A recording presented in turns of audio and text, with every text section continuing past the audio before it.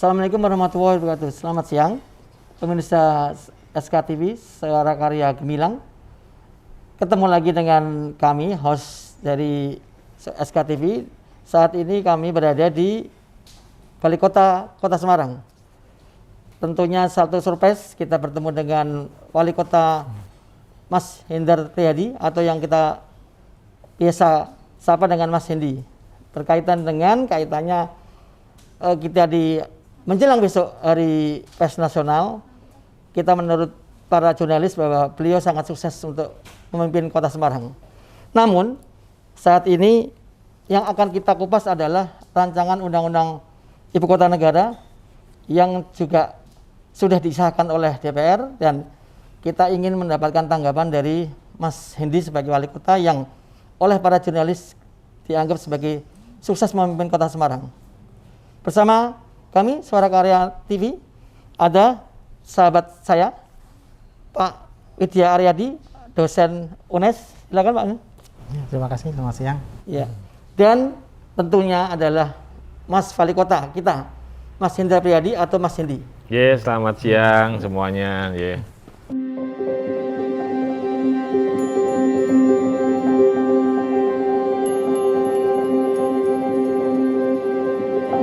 Sehat Mas ya? Alhamdulillah. Haji. Udah vaksin belum? Sudah. Jadi boleh buka aja ya. Iya. Bahkan sudah booster Mas. Udah booster. Panjenengan sudah? Boosternya belum. Nanti sebentar lagi. Alhamdulillah Mas, kita diberikan berkah, sehat semuanya. Memberikan satu manfaat buat Kota Semarang. Di periode panjenengan kemarin juga sudah lantik, kemudian juga kalau tidak salah doktor dari Undip 2018, cukup lama juga ya. Alhamdulillah itu berkah dari semuanya itu. Semua yang support saya nih matur nuwun. Amin. Lah dari berangkat dari situ Mas Hendi, kami melihat menarik ini role model wali kota yang katakanlah memang gemati ya, kalau kita orang Jawa mengatakan bahwa andap asor, kemudian juga mau ikut turun, itu kan kita ingin tahu dengan undang-undang Ibu Kota Negara ini kan tentunya paling tidak ada dampak-dampak juga positifnya. Yang ingin kita kupas dari seorang Hendi ini adalah bagaimana sih Kota Semarang dengan yang Anda pimpin itu bisa merespon dari pemerintah pusat yang sudah diinginkan oleh Pak Jokowi adalah Ibu Kota Negara harus pindah. Monggo, Mas Widya bisa ditanyakan lebih kritis lagi ya. Saya Pak Hendu. Jadi kami ini masyarakat pengamat industri dan investasi Pak ya. Apa yang akan terjadi nanti jika pemerintahan pusat itu berpindah dari Jakarta menuju ke Kalimantan, jadi ke Pasar. Nah ini akan banyak mengubah peta industri dan investasi begitu. Nah nampaknya Jawa Tengah ini menjadi sasaran, termasuk yang sudah kita lihat beberapa investasi sudah masuk ke Semarang. Nah itu akan mengakibatkan apa yang disebut dengan ruralisasi atau mungkin istilahnya sebenarnya kalau kita deurbanisasi. Jadi yang selama ini masyarakat Jawa Tengah atau Semarang khususnya pada bekerja di Jakarta akan kembali membangun Semarang, apalagi dikaitkan dengan era digital di mana orang bisa bekerja dari manapun juga. Sebagaimana Pak Hendi juga akan membuat tata kelola kota cerdas Semarang. Jadi orang kerjanya bisa dari Semarang, atau bahkan Semarang akan menjadi pusat pekerja yang bisa mensupport ke beberapa industri yang membandarkan investasi yang cukup besar, selain dari pusat yang selamat ini terkonsentrasi di DKI dan Jawa Barat dan wilayah penyangga Jakarta begitu. Kira-kira bagaimana Pak Hendi? Yang pertama pasti dari sebuah pandangan pribadi saya ya, karena kalau dari sisi kelembagaan saya kan ini kan harus tegak lurus sama pemerintah provinsi dan pusat. Jadi begitu presiden terpilih kita Pak Jokowi kemudian mempunyai ide gagasan yang menurut saya brilian, cerdas, dengan memindahkan ibu kota ke Kalimantan, saya rasa kami dari pemerintah Kota Semarang ya harus dukung, itu pertama. Tapi dari sebuah pandangan pribadi, saya melihat bahwa ide ini adalah ide yang luar biasa loh. Karena pasti butuh resources yang luar biasa besar, dan itu saya yakin Pak Presiden mampu untuk mengatasi hal tersebut. Jadi ini tidak hanya berbicara mengenai kemudian bagaimana pemerintahan di Kalimantan, tapi ke dunia luar kita menunjukkan bahwa Indonesia ini sebenarnya wilayahnya memang sangat luas dan punya potensi yang luar biasa, yang selama ini mungkin belum tergarap secara maksimal. dengan pindahnya ibu kota ke Kalimantan, harapannya tentu saja yang saya baca dari pandangan pribadi saya, Kalimantan ini akan menjadi lebih seksi lagi. Akan banyak kemudian orang datang ke wilayah tersebut, mengembangkan potensi yang ada, dan membuat Kalimantan bagian daripada NKRI ini menjadi wilayah pulau yang semakin berkembang dan semaju Pulau Jawa. Nah, kemudian gimana dengan Jakarta? Ya, Jakarta kita tahu sudah sangat syarat dengan problematika. Kita mau ke rute jarak berapa kilo, kadang-kadang kalau pas kena apes bisa berjam-jam. Jadinya dengan memindahkan itu, saya rasa problematika ini sebagian besar bisa diurai. Dan tidak usah khawatir, potensi yang ada di Jakarta ini sudah sangat maksimal. Sehingga ya kalau memang memerlukan segala bidang aneka usaha, saya rasa di Jakarta ada. Tinggal kita harus hitung, pasti dari semua lembaga, kementerian yang ada kan kantornya di Kalimantan. Kemudian akan muncul perpindahan, terutama staf PNS, orang-orang berkepentingan dengan kementerian itu ke Kalimantan. Di sana akan muncul aktivitas ekonomi yang luar biasa. Apa itu? Di konstruksinya, di developernya, dan itu pasti luar biasa. Di industrinya gimana? Nggak ada masalah. Kalau selama ini orang punya banyak kawasan industri sekitar penyangga kota Jakarta, dan mereka mampu membayar UMK, ya jalan saja. Kalau mereka kemudian nggak mau membayar UMK-nya sangat tinggi, saya rasa ya bisa mereka memindahkan ke Jawa Tengah atau mungkin juga ke Kalimantan atau kemanapun yang sesuai dengan kemampuan mereka. Kalau di wilayah industri itu pasti yang diperlukan adalah bagaimana pertama aksesibilitas. Kalau misalnya perusahaan industri, gimana caranya cari bahan bakunya mudah, gimana caranya kemudian transportasi untuk menjual terutama ekspor juga mudah.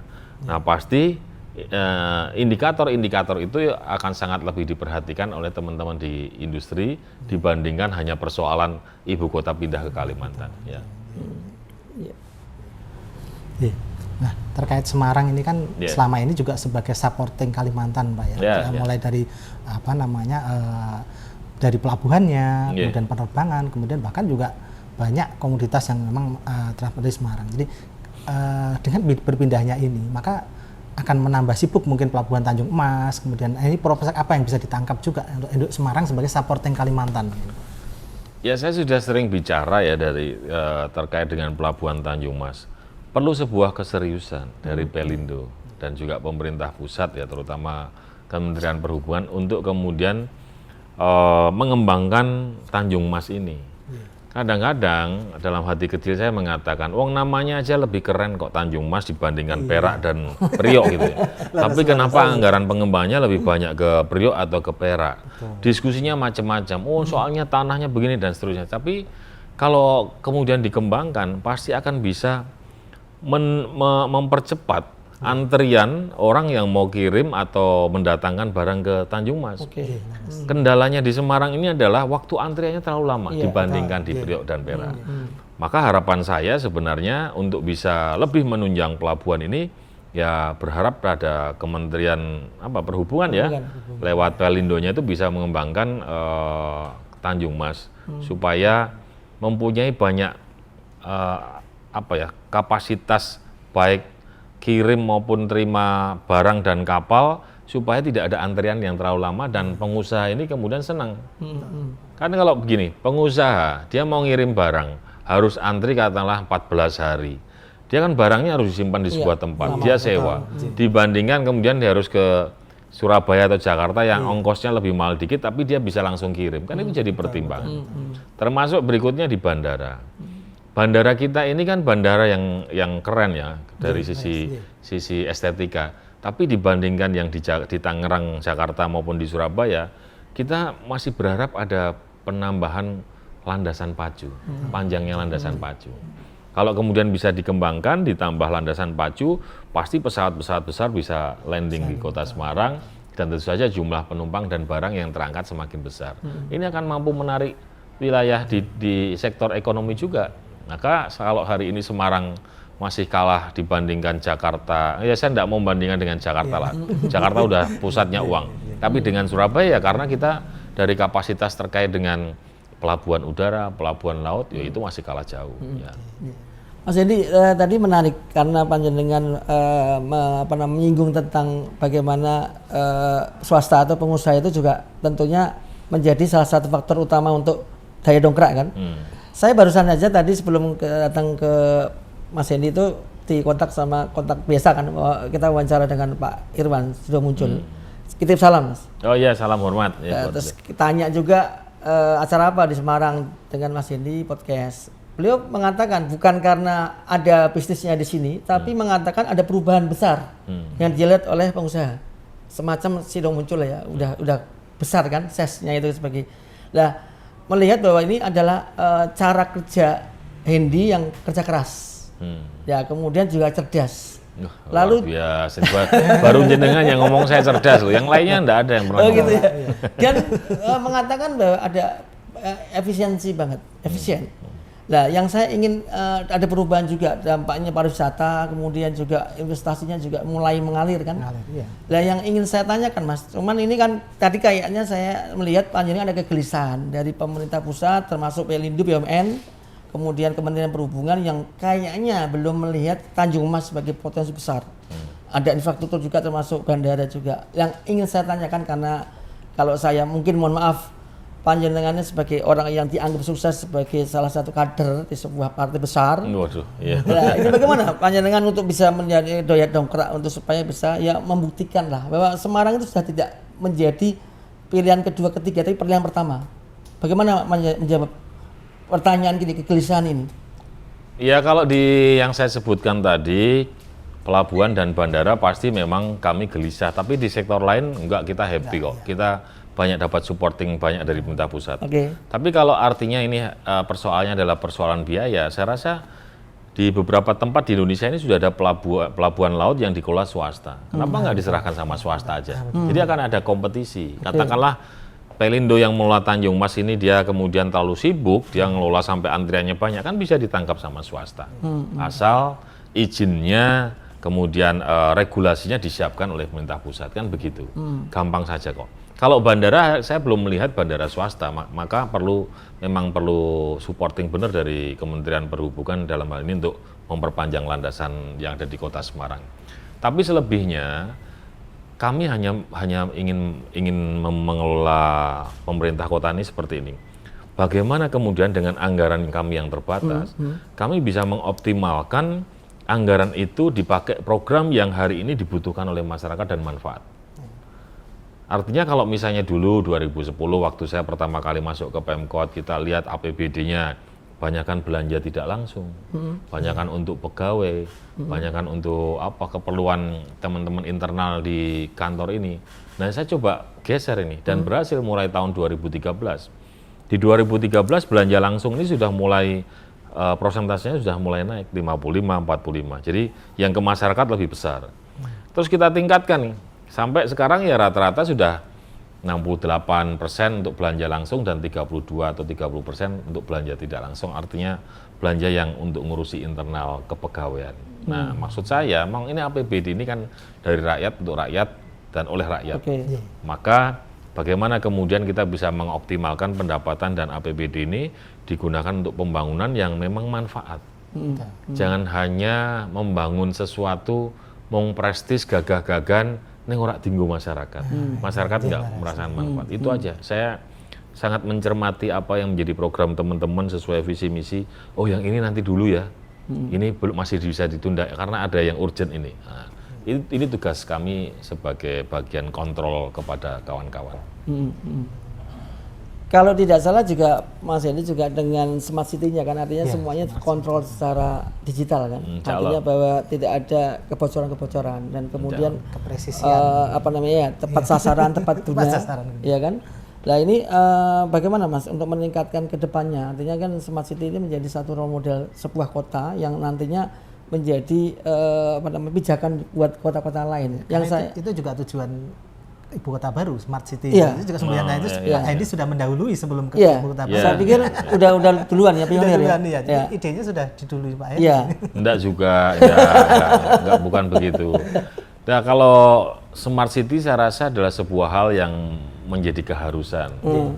Kami mulai dari tahun 2013 dari sebuah diskusi beberapa akademisi, beberapa teman pengusaha dan lain-lain sambil melihat perkembangan smart city di luar negeri. Singapura membelanjakan triliunan, Amerika, New York membelanjakan triliunan, di Eropa Timur, Eropa juga begitu. Wah, kalau harus berbicara uang, kapan ya Semarang bisa kemudian menjadi smart city? Maka kemudian saya balik, smart city-nya keharusan kita launching dulu yuk. Terus gimana Pak Endi? Ya kita ajak yang mau kemudian mensupport kegiatan ini. Ada ketemu Telkom. Waktu itu kami meyakini digitalisasi itu sebagai sebuah elemen daya dukung. Tapi yang penting semangatnya Smart City di Semarang adalah bagaimana masyarakat jadi nggak ribet nih urusan sama pemerintah. Bagaimana masyarakat bisa lebih simpel tinggal di kota Semarang. Itu aja kata kuncinya. Jadi kemudian kalau kita ngomong digitalisasi yang nggak 100%, itu sebagai daya dukung aja. Ngomong mau mengoptimalkan PAD lewat parkir. Kita kemudian gimana cara merubah sistem ini supaya jukir ini bayarnya nggak bertahap. Nah, kan pasti nanti ada celah untuk dilakukan potongan-potongan dan lain-lain. Itu kita rampingkan dari sistem.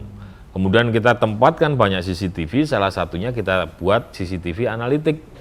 Di beberapa tempat, misalnya kawasan Kota Lama hari ini sudah bisa membaca berapa mobil motor yang lewat, berapa mobil motor yang hari ini stay di Kota Lama. Nah ini kan kalau dianalisa kan bisa jadi potensi PAD. 100 mobil motor, 100 mobil, 100 motor, berapa tarif parkirnya itu kan, potensinya misalnya sehari itu 15 juta. Kita cek nih, jukir kok nyetornya cuma 150.000. Nah, yang lainnya kemana? Itu sebagai daya dukung aja. Tapi sekali lagi kita masih berharap bahwa sumber daya manusia menjadi penentu di dalam percepatan pelayanan publik di Kota Semarang hari ini. Iya. Juga menarik Mas. Ya, karena Semarang ini kan bertaburan dengan CCTV berkat Pak Handi. Iya. Ya, belum sempurna. Saya masih menaruh minimal 1 RT 1 yang dari pemerintah, meskipun juga ada dari kawan-kawan swasta, warga yang juga punya CCTV. Nah ini sudah kita integrasikan. Insya Allah nanti kalau PAD kita sudah membaik lagi karena COVID-nya sudah selesai, kami akan tambahkan minimal 2 lagi per RT. Kalau 1 RT-nya itu sudah lengkap, ada 3 dari pemerintah, mungkin dari warga ada 1 tambahan 2. Ini akan bisa memotret pergerakan kegiatan yang terjadi di lingkungan. Ini baru 1 aja, teman-teman kemudian kerjasama dengan Polrestabes, kemudian diintegrasi, kecepatan menangkap pelaku kejahatannya berubah. Dalam hitungan jam hari ini langsung bisa terungkap. Kenapa? Ya salah satunya lewat CCTV itu. Dia dilihat, cek kejahatan di situ curanmor. Di titik yang lain orang ini belok ke kiri, kemana tuh? Oh Pandaran di trek lain, oh belok ke Kiai Saleh, di trek lagi masuk ke kampung ini, di trek lagi berhenti, oh pasti rumahnya daerah situ. Tangkap. Dan ini juga apalagi nanti kalau CCTV-nya tambah banyak.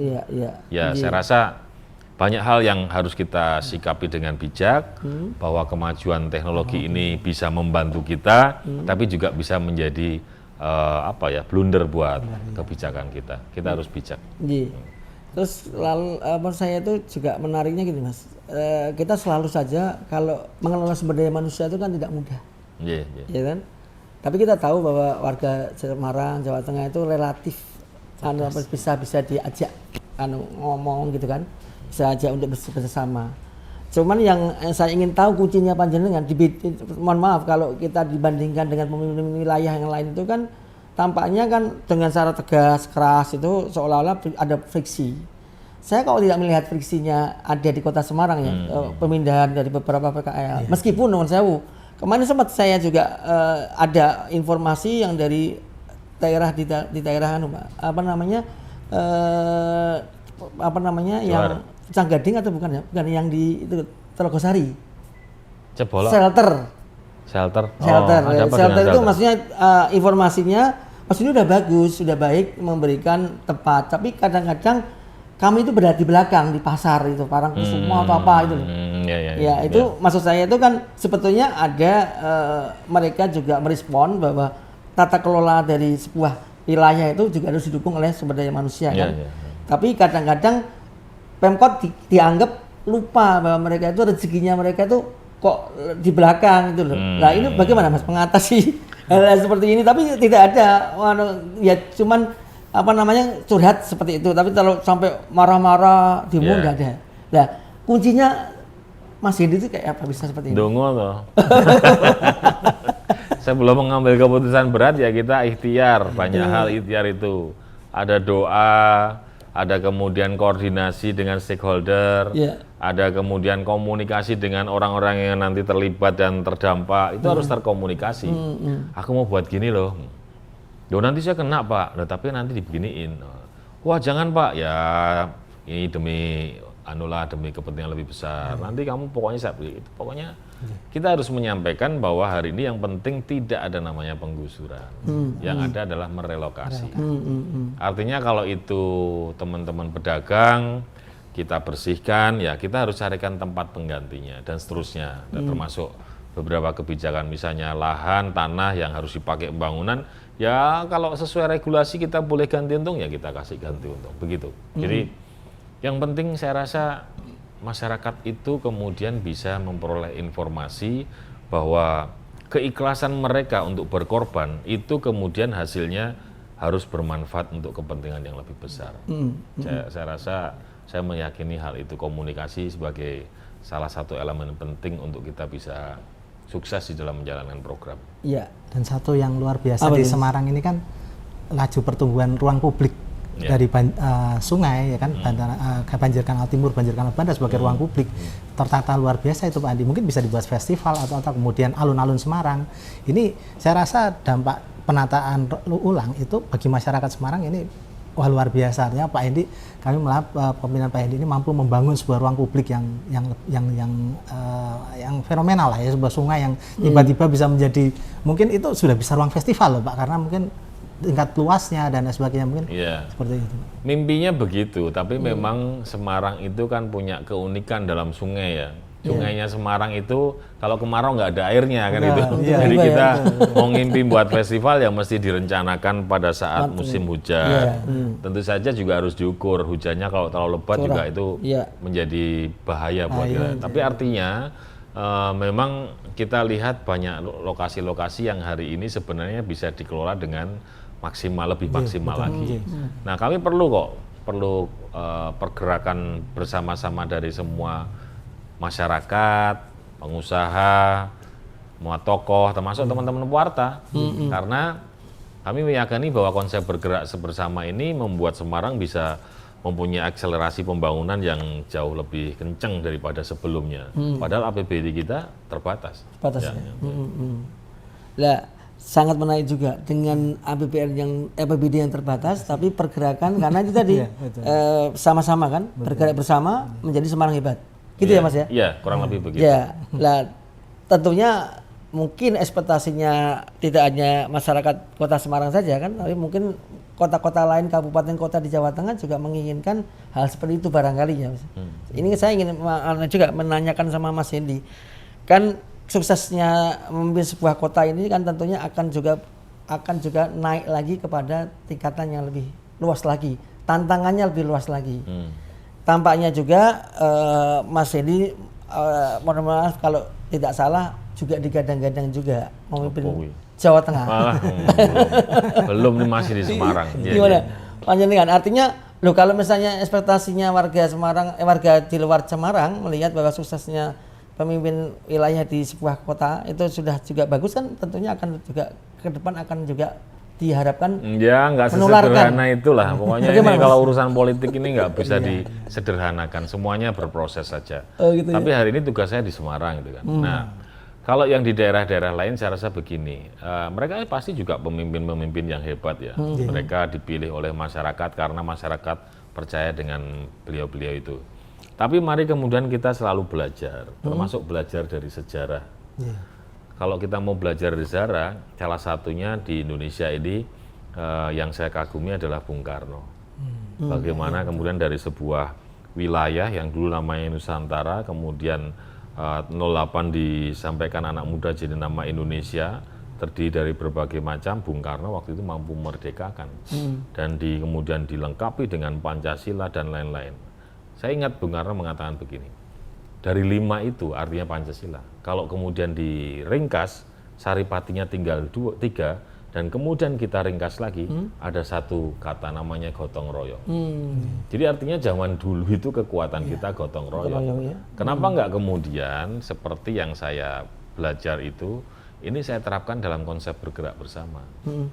Kalau gotong royong itu kan berarti ada yang mampu menggotong, ada yang kemudian meroyong itu atau masyarakat yang kelompok yang membutuhkan pertolongan. Ya sama kan di kota ini ada yang punya pendapatan tinggi, ada yang punya pendapatan rendah, punya kemampuan tinggi, punya, termasuk di pemerintahan juga begitu. Nah, makanya kita kemudian dengan konsep bergerak bersama ini, kita meyakinkan pada yang mampu menggotong, orang-orang yang punya, bahwa ini kotamu loh, kamu cari uang di sini, atau oh enggak Pak, saya enggak cari uang sih, ya sudah kamu lahir di sini, oh iya saya lahir di sini, bantu toh kotamu, yang punya duit lain, yang sekolah di sini, mereka di luar kota, bantu toh kotamu, karena kamu punya leluhur di sini kamu. Nah, alhamdulillah setelah mereka berkenan, kan nggak perlu APBD nih. Jadi APBD saya bisa saya arahkan ke tempat lain, dan itu yang kami lakukan. Jadi sekiranya banyak paguyuban ya, misalnya ada di luar kota Semarang, bahkan ada diaspora dari. Kita yakinkan pada paguyuban orang Semarang di luar kota atau diaspora yang sudah sukses, bahwa pergerakan mereka di Semarang ini selain kemudian membuat Semarang semakin bagus, mereka pasti juga dapat manfaat. Itu aja. Dan bangga ya? Iya. Bangga juga kan? Minimal bangga. Selebihnya mungkin ada manfaat ekonomi juga. Oh iya. Betul itu, Bro. Ada lagi yang disampaikan? Cukup ya? Cukup. Ya. Ini udah 12 jam kita di sini. Atau seperti ada yang menarik lagi, tapi karena Mas Hendy banyak padat juga tugasnya, tidak hanya untuk urusan dengan SKTV ya. Kita doakan yang terbaik beliau nanti. Sama-sama. Di mana DKI atau di saling mendoakan sehat sukses. Amin, semuanya. Kita bisa lewati COVID ini dengan baik. Ya. Terima kasih Mas Hendy atas perkenanan waktunya, bisa menerima kami langsung dari Jakarta, kemudian ditemani saya, sahabat saya yang juga sama-sama satu alumni di SMP 3, sekarang dosen UNES dan pengamat. Oh, kita sama-sama alumni. Kita bangga Mas, dan kita akan juga selalu saja memberi masukan ya, mengkritisi juga, bahkan juga membuat panjenengan sebagai alumni yang sukses, kemudian juga membanggakan dan tidak korupsi. Amin, insyaallah. Itu penting. Iya Mas ya. Integritas. Kembali lagi saya pakai masker. Pemirsa Suara Karya TV bersama Mas Hendar Priyadi, Dr. Hendar Priyadi, tepatnya Mas Hendy. Kita sudah cukup beberapa menit bersama beliau berinteraksi, mengulas mengenai beberapa hal, update mengenai apa yang dilakukan Mas Hendy di Kota Semarang dan kemudian pandangan Mas Hendy terkait dengan Undang-Undang Ibu Kota Negara. Bersama Sofyan dan Yudi Aryadi, kami berpamit dan kita akan ketemu pada narasumber dan dengan kesempatan yang lain. Wabillahi taufiq wal hidayah. Wassalamualaikum warahmatullahi wabarakatuh. Mas Hendy. Salam ya, Mas Sofyan.